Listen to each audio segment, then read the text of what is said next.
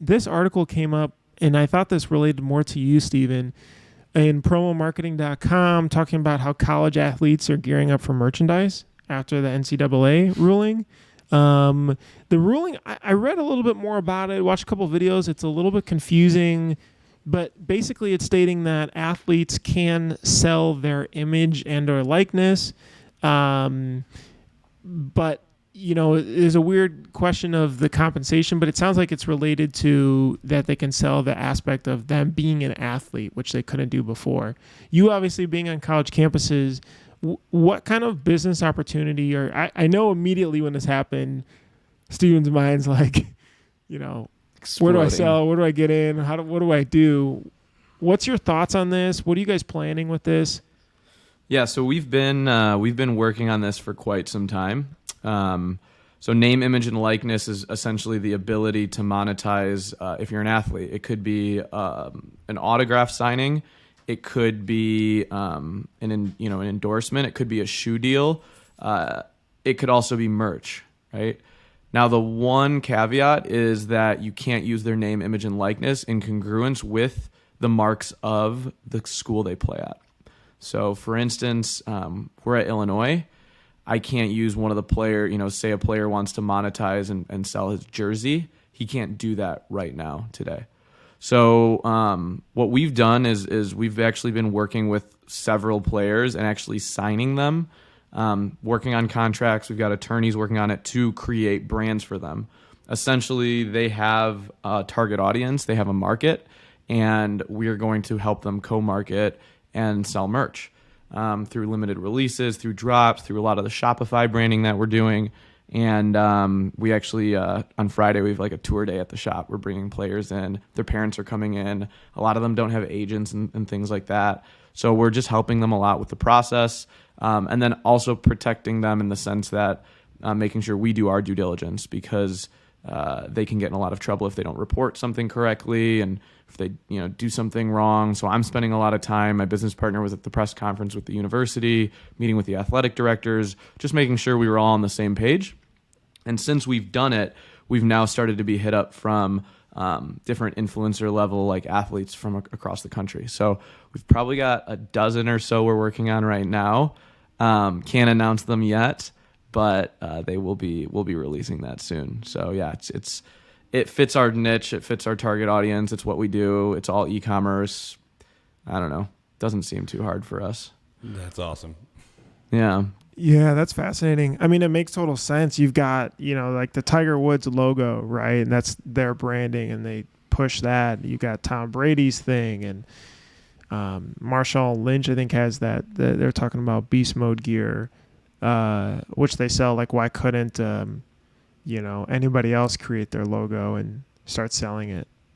Yeah, I think a lot of the conversations I've been having with them has been, hey, I know you have an audience, but we really need this to pop off. And so that's where Adam, like my business partner, really comes into the picture and is very good at like creative marketing with influencers, and really laying out a plan. If we want this to drop, this is how it's going to go. We've got to do a photo shoot ahead of time. We have to go on Instagram Live. It's not, the shirt is the last part of the equation. You got to like train them to like market themselves. 'Cause a lot of times they might be really good athletes, but that's all they can really do, right? So you're giving them an opportunity, but you're also having to really invest time, energy, and effort, and really probably not only train them, but just run it for them. But correct. That's where you don't have the name, they do, but you get to split the revenue with them just because you're going to be doing all that heavy lifting. Is it like an agency model type, where it's like 15% of whatever sold we're taking? Because you are upfronting a lot of work here. I mean, listing all of that stuff and guiding them, and it is it's a significant upfront load. Yeah, I mean, we know what happens when we lean into a good influencer. An influencer's not going to put up much money because there's a lot of people out there that'll do it. What's going to make it different is all the stuff besides the t-shirt. And so that's where we leverage a lot of our creative resources, and we stimulate and we create business out of it, and we make money on the backside. And that's just the gamble that I take. We're working on contracts, that it is like a 12-month deal that, this is how many releases we want to do. These are what we want to hit. There's a lot of little things that I'm trying to just make sure we double check before we really dig into it. But, if someone comes to me and says, I have 50,000 followers, I'm going to figure out how to sell merch with them. Totally. Before I Don't do sleep on the influencers. That's for sure. Before I do the PTO, Right. we have TikTokers that we work with that have a couple million followers, and it's just like, you just have to work with them. It's not that bad. And the cool part is you don't know where it's going to pop off.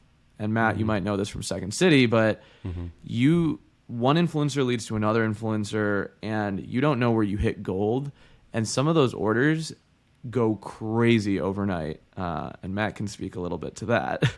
Oh, at Second City. I mean, Stevie, he's still got a different model than I've ever seen, but he was heavy into the YouTube content and had YouTubers. And I'd never even heard of these people. I mean, granted, I'm in my mid-30s. I'm not watching YouTube content like 12-year-olds are, but these people, I was like, who the hell are these people? And you'd go look, and they'd have, like, one day they'd have 5 million followers, and, like, you'd look a week later, they'd have 15 million followers.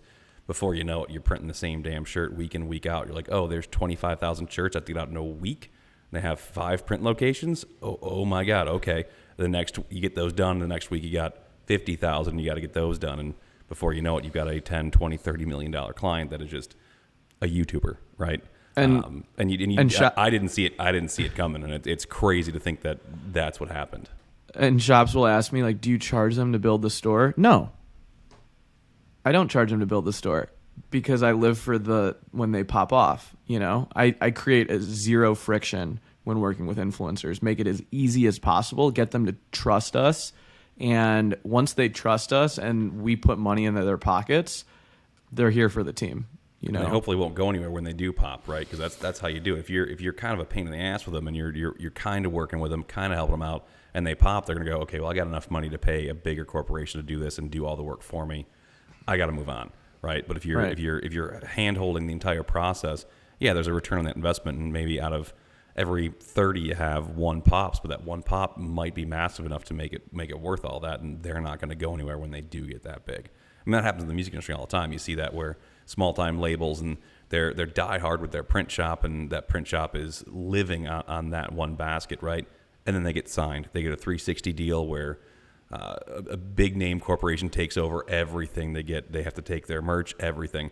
The band can choose not to do that. They can argue out of it, but why would they when that big corporation is going to pay for everything and do the work for them, right?